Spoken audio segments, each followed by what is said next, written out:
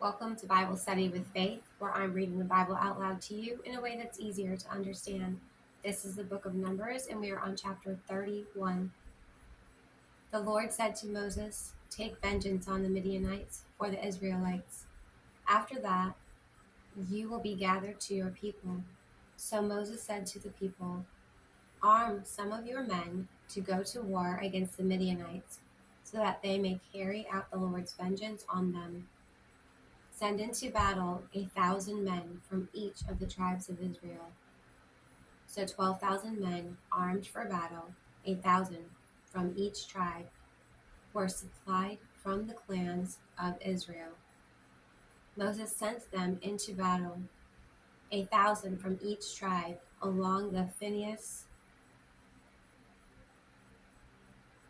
son of Eleazar, the priest, who took with him articles from the sanctuary and the trumpets for signaling.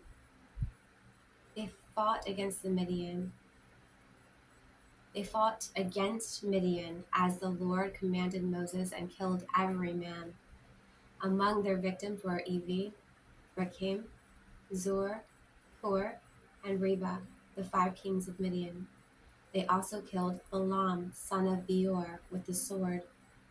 The Israelites captured the Midianite women and children and took all the Midianite herds, flocks, and goods as plunder. They burned all the towns where the Midianites had settled, as well as their camps.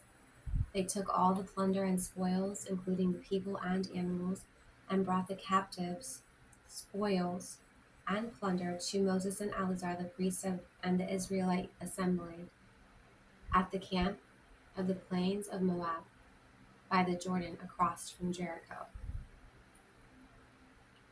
Moses, Eleazar, the priests, and the leaders of the community went to meet them outside the camp. Moses was angry with the officers of the army, the commanders of thousands and commanders of hundreds, who returned from the battle. "Have you allowed all the women to live?" he asked them. They were the ones who followed Balaam's advice and enticed the Israelites to be unfaithful to the Lord in the Peor incident, so that the plague struck the Lord's people. Now kill all the boys, and kill every woman who has slept with a man, but save yourselves every girl who has never slept with a man. Anyone who has killed someone or touched someone who was killed must stay outside the camp 7 days. On the 3rd and 7th day you must purify yourselves and your captives. Purify every garment as well as everything made of leather, goat hair, and wood." Then Eleazar the priest said to the soldiers who had gone into battle, This is what is required by the law that the Lord gave Moses: gold, silver, bronze, iron, tin, lead, and anything else that can withstand fire must be put through the fire, and then it will be clean. But it must also be purified with the water of cleansing. And whatever cannot withstand fire must be put through the water. On the 7th day, wash your clothes, and you will be clean. Then you may come to the camp. The Lord said to Moses, "You and Eleazar the priest and the family heads of the community are to count all the people and animals that were captured. Divide the spoils equally between the soldiers who took part in the battle and the rest of the community. From the soldiers who fought in the battle, set apart as tribute for the Lord 1 out of every 500, whether people, cattle, donkey, or sheep. Take this tribute from their half share and give it to Eleazar the priest as the Lord's part. From the Israelites' half, select 1 out of every 50, whether people, cattle, donkey, sheep, or other animal. Give them to the Levites, who are responsible for the care of the Lord's tabernacle." So Moses and Eleazar the priest did as the Lord commanded Moses. The plunder remaining from the spoils that the soldiers took was 675,000 sheep, 72,000 cattle, 61,000 donkeys, and 32,000 women who had never slept with a man. The half share of those who fought in the battle was 337,500 sheep, of which the tribute for the Lord was 675. 36,000 cattle, of which the tribute to the Lord was 72.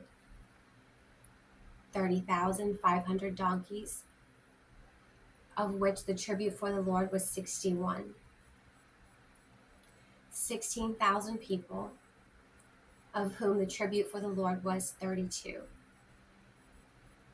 Moses gave the tribute to Eleazar the priest as the Lord's part, as the Lord commanded Moses. The half belonging to the Israelites, which Moses set apart from that of the fighting men, the community's half was 337,500 sheep, 36,000 cattle, 30,500 donkeys, and 16,000 people. From the Israelites' half, Moses selected one out of every 50 people and animals, as the Lord commanded him, and gave them to the Levites, who were responsible for the care of the Lord's tabernacle. So this is their pay. This is the Lord's way of making sure that his people that work for him specifically, that don't have other work to provide for themselves, they don't barter, they don't create, they literally care for the tabernacle. They literally care for the people that they also get taken care of.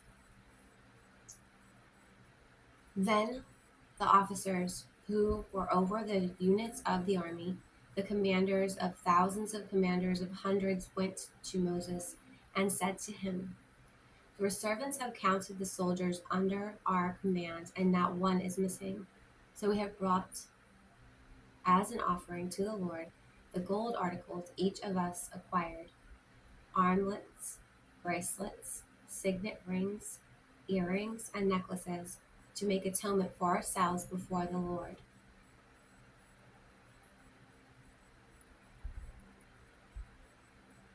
Moses and Eleazar the priest accepted from them the gold, all the crafted articles, all the gold from the commanders of thousands of commanders of hundreds that Moses and Eleazar presented as a gift to the Lord weighed 16,750 shekels. Each soldier had taken plunder for himself. Moses and Eleazar the priest accepted the gold from the commanders of thousands of commanders of hundreds and brought it into the tent of meeting as a memorial for the Israelites before the Lord. So everybody got a cut of what was left over after the war.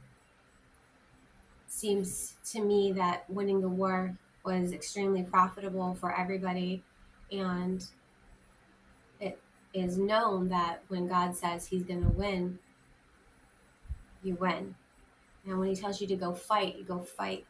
And he guarantees your victory and glory. And then he also makes sure that everybody is taken care of abundantly, because they have way more than they will ever need. And then they have things that they never need, like gold. So it's pretty cool. That is the end of chapter 31. We are moving along, guys. It's happening so fast. It's crazy because time is moving this fast too. With each chapter is another day of our life. And we need to make sure that we give God the glory and are grateful for each one that we have, and do as much work as we can towards our purpose that we were created for. So if you want to catch up, all you got to do is pick up a Bible, any Bible will do, and read chapters 1 through 31 in the book of Numbers. Or you can find me at Jesus is a DJ, all one word, on my YouTube channel, and I'll do the reading for you.